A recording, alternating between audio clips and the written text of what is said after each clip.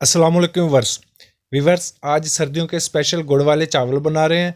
रवायती खाना है, बहुत मज़े का बनाएंगे। इसमें स्पेशली ये बात होगी कि मीठा भी इनका बिल्कुल परफेक्ट आएगा और अकेला अकेला चावल होगा, खिला हुआ चावल बनेगा। आप हमारी रेसिपी को ज़रूर फॉलो करें शुरू से आखिर तक, तो इंशाल्लाह आपको गुड़ के चावल जो हैं बड़े मज़े के तैयार होंगे, अकेला अकेला ज़बरदस्त।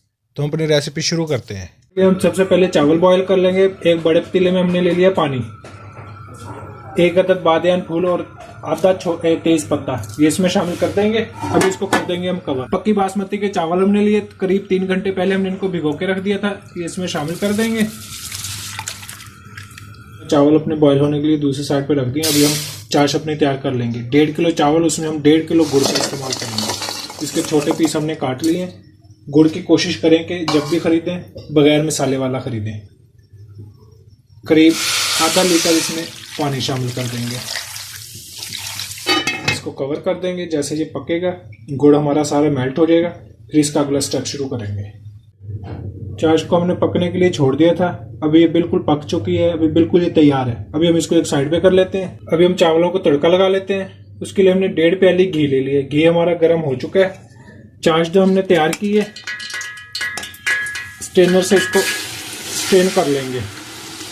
उससे गुड़ के अंदर जो थोड़ा सा जो कचरा जो कोई चीज़ होगी वो उसमें आ जाएगा। चावल हमने पहले से बॉईल किए थे, अभी इसमें शामिल कर देंगे।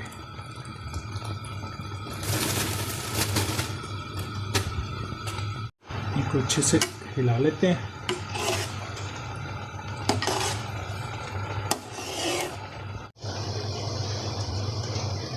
पानी हमारा खुश्क हो चुका है। अभी ऊपर थोड़ा सा ड्राई फ्रूट इसके छिड़क देंगे, रुमाल रख देंगे। करीब 10 मिनट के करीब इसको दम पे छोड़ देंगे। दम पे इनको लगाया था, अभी चेक करते हैं इनको।